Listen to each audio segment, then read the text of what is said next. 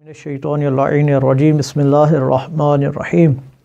الحمد للہ والصلاۃ والسلام علی اہلہا اما بعد۔ آج کا عنوان ماہ مبارک رجب کی پہلی شب جمعہ، اس کے اعمال اور اس کے فضائل۔ ماہ مبارک رجب کی پہلی شب جمعہ کو لیلۃ الرغائب کہا جاتا ہے، یعنی آرزوؤں والی رات، تمناؤں والی رات۔ یہ اس شب کو نام ملائکہ نے دیا ہے۔ ملائکہ اس شب کو شب رغائب کہتے ہیں، لیلۃ الرغائب کہتے ہیں۔ وسائل الشیعہ میں جلد نمبر 8 میں علامہ شیخ حر عاملی نے، بحار الانوار میں علامہ مجلسی نے جلد نمبر 95 میں رسول اللہ سے روایت کی ہے کہ رسول اللہ نے فرمایا کہ جب ماہ مبارک رجب کا پہلا جمعہ آتا ہے، پہلی شب جمعہ، وَأَنَّهُ ذَلِكَ أَنَّهُ مَضَى ثُلُثُ اللَّيْلِ، جب شب جمعہ کا تیسرا حصہ گزر جاتا ہے، لا يبقى ملک فی السماوات ولا فی الارض الا یجتمعون حول الکعبہ وحوالیہا، جب شب جمعہ کا تیسرا حصہ گزر جاتا ہے تو زمین و آسمان میں کوئی ایسا فرشتہ باقی نہیں رہتا جو کعبہ اور کعبۃ اللہ کے اطراف میں آ کر جمع نہ ہوتا ہو۔ خداوند عظیم ان سے مخاطب ہوتا ہے اور پوچھتا ہے کہ اے میرے فرشتوں، اے میرے عبادت گزارو، بتاؤ تو صحیح تمہارے یہاں پر اجتماع کا مقصد کیا ہے؟ تو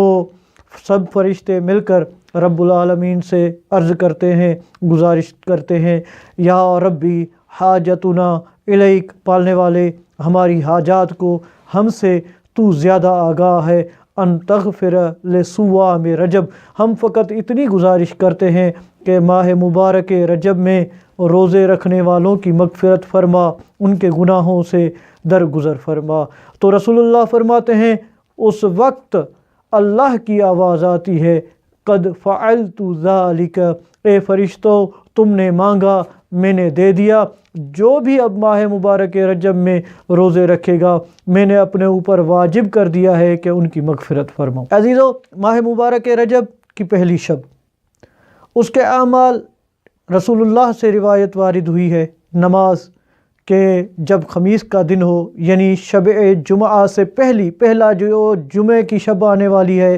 لیلۃ الرغائب آنے والی ہے، اس سے پہلی جو خمیس ہے، خمیس والے دن یصوم یوم الخمیس، کہ وہ خمیس والے دن روزہ رکھے اور نماز مغرب کے بعد 12 رکعتی نماز پڑھے، ہر 2 رکعت کے بعد سلام پر تمام کرے، اور پہلی ہر رکعت میں الحمد کے بعد 3 مرتبہ سورہ قدر، یعنی ہر رکعت میں اس طرح پڑھنا ہے، ہر رکعت میں 12 رکعت نماز، ہر رکعت میں الحمد 1 مرتبہ، الحمد کے بعد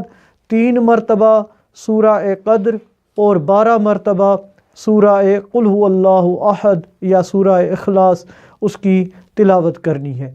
جب یہ تلاوت کر کے یہ نماز 12 رکعتی مکمل کرے تو جب نماز سے فارغ ہو تو 70 مرتبہ پڑھے، اللہم صلی علی محمد النبی الامی وعلی آلہ، 70 مرتبہ کیا؟ اللہم صلی علی محمد النبی الامی وعلی آلہ۔ جب یہ پڑھ کر بس کرے تو پھر سجدے میں جائے اور سجدے میں 70 مرتبہ کہے سبوح قدوس ربنا ورب الملائکۃ وروح۔ جب سجدے سے سر بلند کرے تو اس وقت کہے رب اغفر ورحم وتجاوز عما تعلم انک انت العلی الاعظم۔ پھر دوبارہ سجدے میں جائے اور سجدے میں وہی ذکر کرے 70 مرتبہ سبوح قدوس ربنا ورب الملائکۃ وروح۔ اور جب یہ سجدے سے سر بلند کرے 70 مرتبہ پڑھنے کے بعد پھر اپنی حاجات کو اللہ رب العزت سے طلب کرے، انشاءاللہ وہ حاجات پوری ہوں گی۔ رسول اللہ صلی اللہ علیہ وآلہ وسلم نے فرمایا کہ جو شخص یہ نماز پڑھے گا الا غفر لہ جمیع ذنوبہ، تو اس کے تمام گناہ اللہ معاف کر دے گا اور اپنے خاندان میں سے 700 لوگوں کی وہ شفاعت کر سکے گا۔ اور جب قبر میں یہ جائے گا تو اس وقت ایک نورانی صورت قبر میں اس کے ساتھ آئے گی اور اس سے کہے گی اے اللہ کے حبیب، اے میرے حبیب، تو نے مجھے روشن کیا تھا، مجھے انجام دیا تھا، اب میں قیامت تک تمہارے ساتھ رہوں گی، تمہارا مونس و مددگار رہوں گی۔ تو وہ شخص پوچھے گا کہ میں تو آپ کو نہیں جانتا، تم کون ہو جو اس ہولناکی کے عالم میں، تنہائی کے عالم میں میرے پاس آئے ہو؟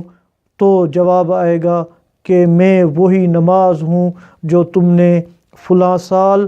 فلاں مہینے اور فلاں دن میں انجام دی تھی۔ اللہ نے مجھے یہ صورت عطا کی ہے تاکہ میں تمہاری مونس و مددگار و غمخوار رہوں، اور قیامت والے دن جب نفسا نفسی کا عالم ہوگا تو میرا سایہ تمہارے اوپر سایہ فگن رہے اور تمہاری مدد کرتی رہوں۔ شب